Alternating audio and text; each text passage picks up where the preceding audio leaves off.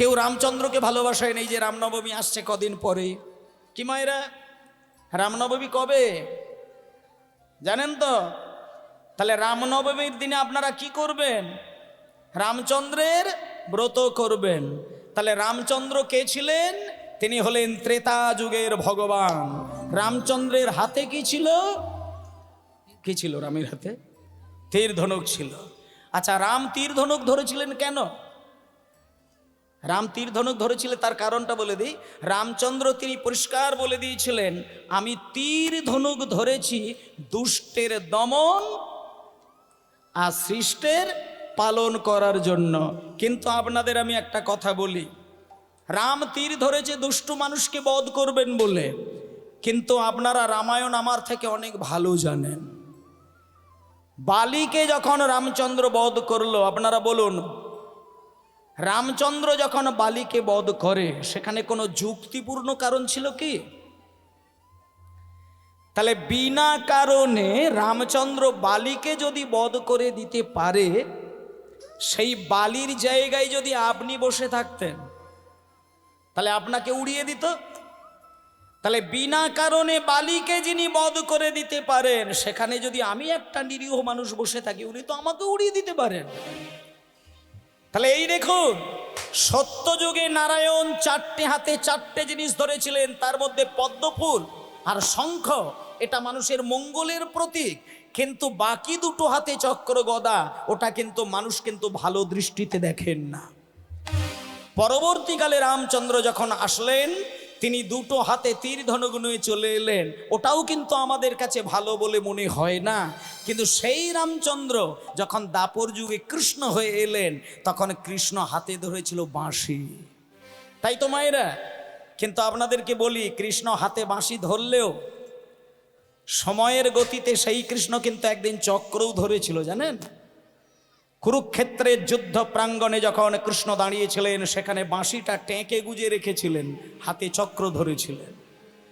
কিন্তু সেই কৃষ্ণ রাধার সাথে মিলেমিশে রসের মালাই রূপ ধারণ করে সচিমায়ের কোলে জন্ম নিলেন, যার নাম হলো শ্রীকৃষ্ণ চৈতন্য মহাপ্রভু। সত্যযুগে নারায়ণ হাতে কিছু না নিয়ে আসতে পারলেন না। ত্রেতা যুগে রামচন্দ্র তিনি হাতে কিছু না নিয়ে আসতে পারলেন না। দাপরে কৃষ্ণ তিনি বাঁশি নিয়ে চলে এলেন, কিন্তু গৌর হরি কলিযুগে এলেন, হাতে কিছুই রাখার প্রয়োজন হলো না। কেন জানেন? তার কারণ গৌরাঙ্গের কিছু দরকার হবে না।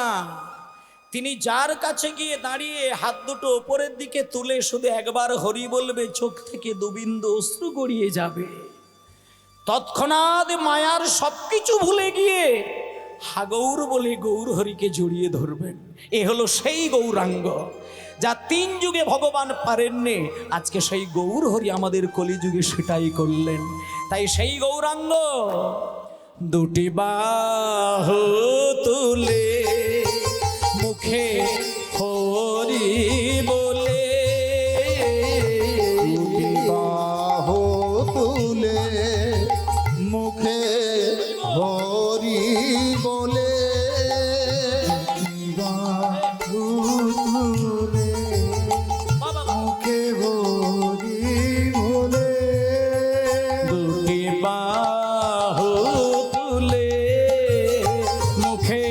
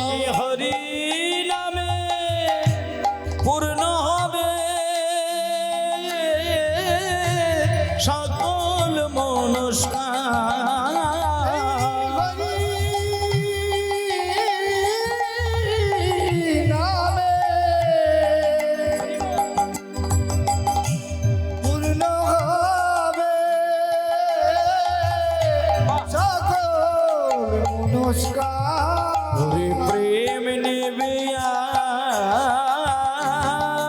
আয়, আয়, আয়, আয়, আয়।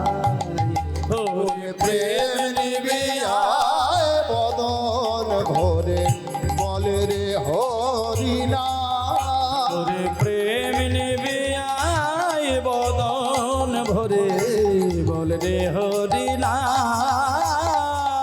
প্রেম নিবি আয় বদন ভরে বলে রে হরিনা আজকে তাহলে মায়েরা গৌরাঙ্গকে ভালোবাসেননি এমন কোনো মানুষ আছে বলে আমার মনে হয়নি। যে গৌরকে ভালোবাসতে শিখে গেছে না মা, তাকে আর ওই বৃন্দাবনেও যেতে লাগে না, নবদ্বীপেও যেতে লাগবে না, দ্বারকা, মথুরা, হস্তিনাপুর কোথাও যেতে লাগবে না। কারণ যে গৌরকে চিনতে পেরেছে সে জানে যে গৌরের চরণের মধ্যে ৩৩ কোটি দেবতাই বিরাজ করছে। কেমন? আপনি মা লক্ষ্মীর সেবা করবেন, জগদ্ধাত্রী মায়ের সেবা করবেন, কালীর সেবা করবেন, যারই সেবা করেন একটা কথা জানবেন, গৌর হচ্ছেন এমন একজন ভগবান যার মধ্যে রয়েছে রাধারানী আর কৃষ্ণ স্বয়ং। যেমন দুধ থেকে ছানা তৈরি করে রসগোল্লা করা হয়, সেই রসগোল্লা খেতে আমাদের কাছে বড় মিষ্টি লাগে, তেমনি কৃষ্ণ হচ্ছে দুধ আর রসগোল্লা হচ্ছে রাধা। এইবার মাঝে মধ্যে দোকানের মধ্যে গেলে দেখবেন কোন দোকানে দেখবেন রসগোল্লাও একটা রসে ডোবানো আছে, আবার তার পাশে দেখবেন দুধের মধ্যে রসগোল্লা ডোবানো আছে, থাকে না? তাহলে দুধের মধ্যে যে রসগোল্লাগুলো ডোবানো আছে সেটাকে কি বলে? সেটাকে বলে রসমালাই। আচ্ছা, রসগোল্লার স্বাদ আর রসমালাইয়ের স্বাদ এক কি? রসগোল্লার থেকে অনেক বেশি রসমালাইয়ের টেস্ট। তাহলে এইবার বুঝে নিন, রসগোল্লা তৈরি হয়েছে দুধ থেকে, ছানা থেকে, আর ছানা তৈরি হয়েছে দুধ থেকে। তাহলে দুধ থেকে ছানা করে, ছানা থেকে রসগোল্লা করে সেই রসগোল্লা খাওয়া আর নয়তো সেই রসগোল্লাকে আবার পূর্বের দুধের মধ্যে ডুবিয়ে খাওয়া, দুটোর স্বাদ কিন্তু এক নয়। তাই তত্ত্বে বলছে কৃষ্ণ হচ্ছেন আমাদের দুধ আর রাধা হচ্ছে রসগোল্লা। আর রাধারানী যে রসগোল্লা সেটা কৃষ্ণরূপী দুধের সাথে মিলে গিয়ে রসমালাই হয়ে আমার সচী মায়ের কোলে নেমে এসেছেন আমার গৌর সুন্দর। তাই গৌর সুন্দর হচ্ছেন আমাদের কাছে রসমালাই। এই রসমালাইয়ের কাছে কৃষ্ণও আসবে না, আর এই রসমালাইয়ের কাছে রাধারানীও আসবে না। কারণ রসমালাই হয়ে যিনি আসেন তিনি সবথেকে বেশি সুস্বাদন আস্বাদনীয় এক রসের ভগবান, যাকে একবার হৃদয়ে জড়িয়ে ধরলে ৩৩ কোটি দেবতাকে অনায়াসে হৃদয়ে পাওয়া যায়। তাই জন্য মায়েরা, আজকে আমরা প্রত্যেকেই যখন এখানে এসেছি একটুখানি আমরা সবাই মিলে ভগবানের কথা শুনবো, কিন্তু তার আগে সবাই একটু হাত জোড় করে বসুন। মানে আমাদের যেটা মূল কাজ, ভগবানের কথা শুনবেন, গৌরাঙ্গের কথা শুনবেন, নিত্যানন্দের কথা শুনবেন, কিন্তু সবার আগে আমাদের যেটা মূল কাজ সেটা হচ্ছে শক্তিটাকে সঞ্চয় করে নেওয়া। কারণ দুর্বল দেহে কোনোদিন ভজন সাধন করা যায় না। যাদের বয়স ৯০ বছর হয়ে গেছেন তারা আর নামের দিকে মন কিন্তু পরিপূর্ণ দিতে পারেননি। কেন জানেন? তার কারণ হচ্ছে ৯০ বছরের মানুষটা দুর্বল হয়ে যায়। আর দেহে যদি বল না থাকে, মনে যদি বল না থাকে, বুদ্ধিতে যদি বল না থাকে, তাহলে সেই মানুষের দ্বারা ভজন সাধন করা খুব কঠিন হয়ে যায়।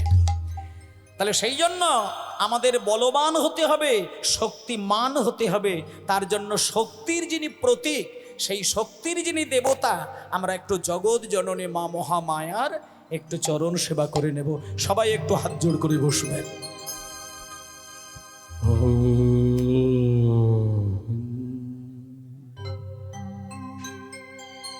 ত্বাং স্বাহা ত্বাং স্বাধা ত্বাং হি বষটকার শরাদিমিকা সুধাতমক্ষরে নীতে ত্রিধা মাত্রাদিমিকা স্থিতা ভারধ মাত্রা স্থিতা নিত্য ज्ञानचर्या विशेषत तमेव शातं सावित्री तं देवी जननी वरा तयैव धर्याते सर्वं तयैतस्सिद्ध्यते जगत् तयैतत्पल्लाते देवी तमादिशन्ति च सर्वदा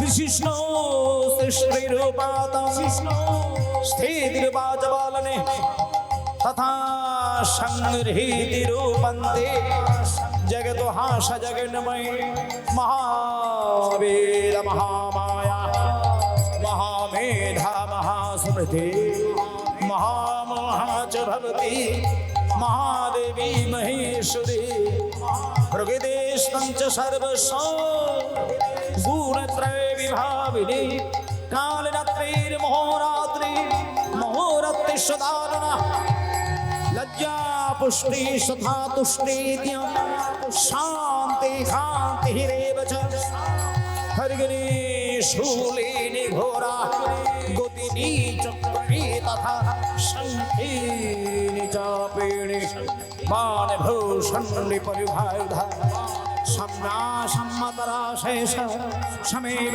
जाति सुन्दरी परावरण परमा तमेव परमेश्वरी परावरण परमा तमेव परमेश्वरी परावरण परमा त्वमेव परमेश्वरी।